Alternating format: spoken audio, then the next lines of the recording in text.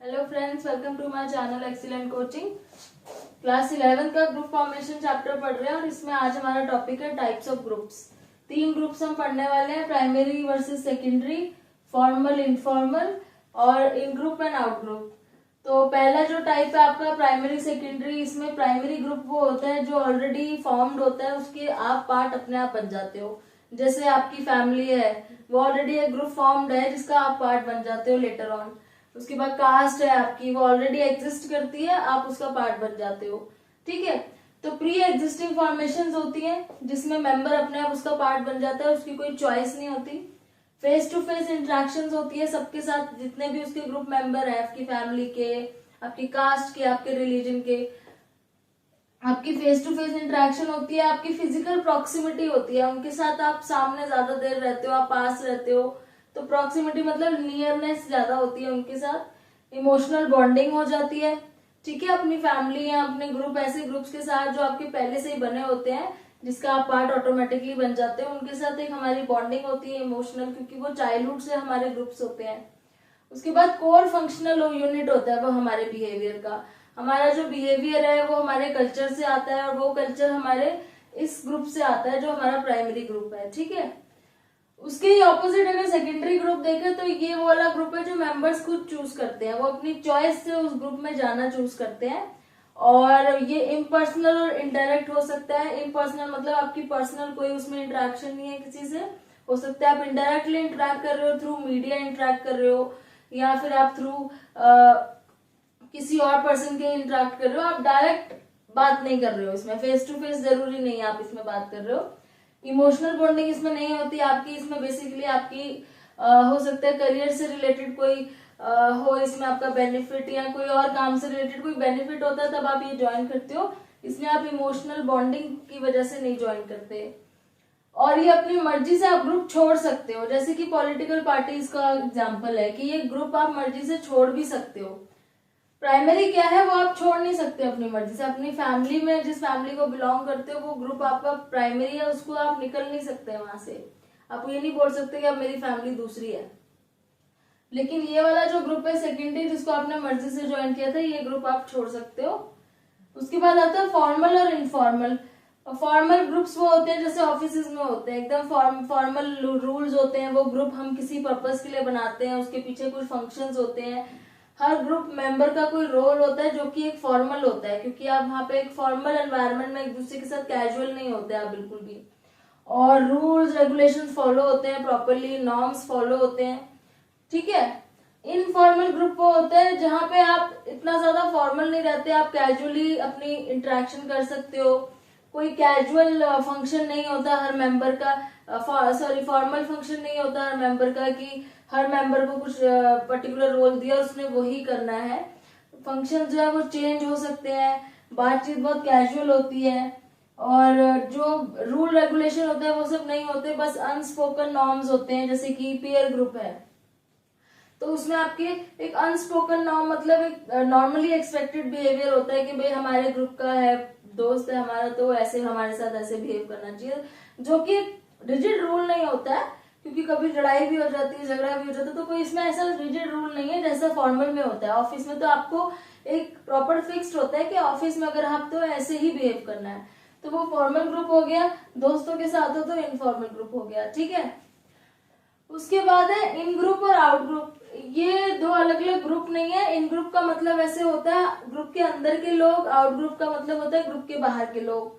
अब आपके ग्रुप के अंदर के लोग ज्यादातर वैसे ही होते हैं जैसे आप हो, आपसे सिमिलर होते हैं, कुछ ना कुछ सिमिलैरिटी होती है। सिमिलैरिटी एज एन, मान लो आप घर की बात कर रहे हो तो सब फैमिली मेंबर्स एक ही फैमिली के हैं। अगर आप पॉलिटिकल पार्टी की बात करें तो सारे मेंबर एक ही पार्टी को सपोर्ट करते हैं, लाइक करते हैं। ऑफिस की बात कर रहे हो तो आप सबका एक ही गोल है अचीव करना। और अगर पीयर ग्रुप की बात करें तो सबकी थिंकिंग लाइकिंग एक जैसी है। तो मतलब इन ग्रुप क्या होता है, जिसमें पर्सन्स के सिमिलर और डिजायरेबल ट्रेड्स होते हैं। जब एक दूसरे के ट्रेड डिजायरेबल मतलब कि पसंद होते हैं आपको, तभी आप उनको अपने ग्रुप में डालते हो, उनके ग्रुप में जाते हो। तो इन ग्रुप वो होता है जिसमें मेंबर्स के ट्रेड सिमिलर होते हैं, डिजायरेबल होते हैं।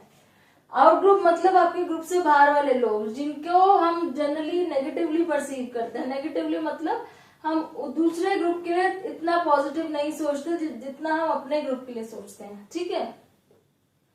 अब इसमें आउट ग्रुप में जैसे फॉर एग्जांपल अगर हम यही वाले सारे ग्रुप लें तो फैमिली अगर इन ग्रुप है तो दूसरे की फैमिली आउट ग्रुप हो गई। हमारी पॉलिटिकल पार्टी इन ग्रुप है जिसमें हम है, दूसरी पॉलिटिकल पार्टी आउट ग्रुप हो गई। ऑफिस में हमारा ऑफिस इन ग्रुप हो गया, दूसरा ऑफिस आउट ग्रुप हो गया।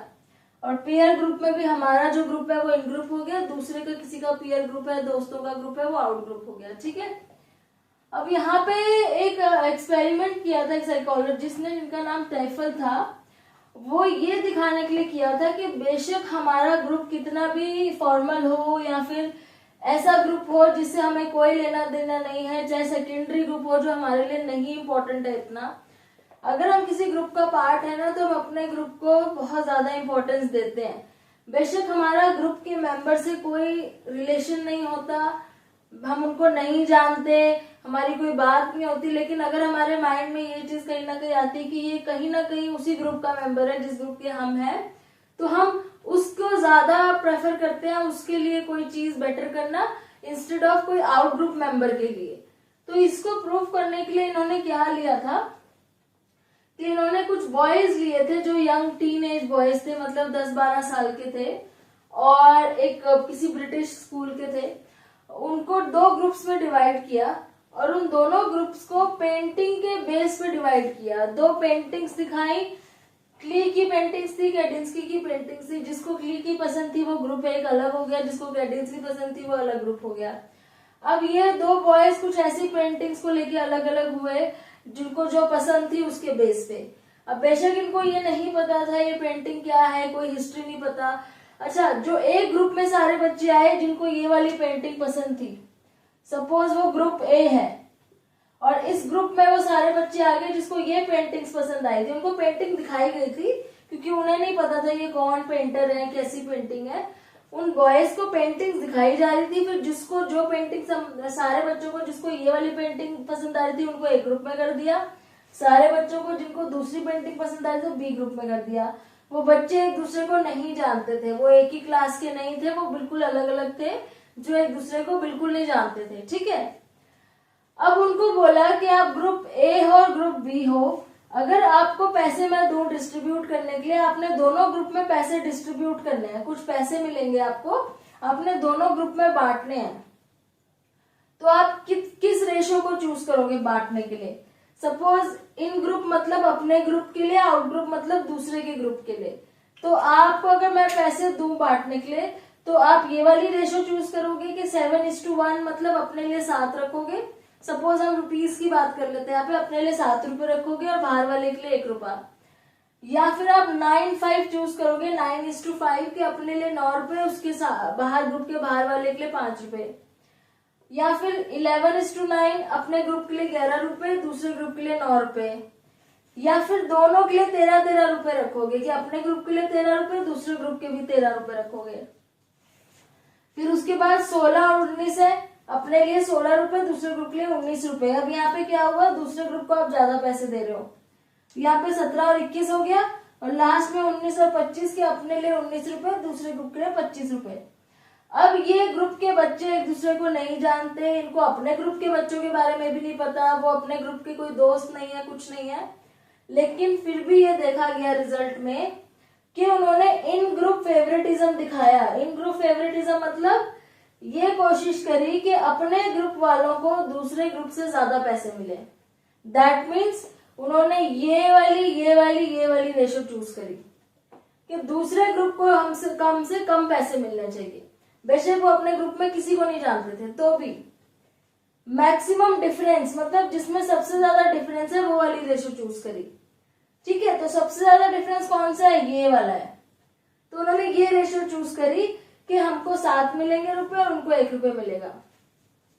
दूसरा ऑप्शन था फेयरनेस। दूसरा ऑप्शन ये दिखाया कि चलो दोनों को बराबर बराबर दे दो, लेकिन क्या चीज नहीं दिखी, उन्होंने इसके पीछे वाली एक भी रेशो चूज नहीं करी। क्यों?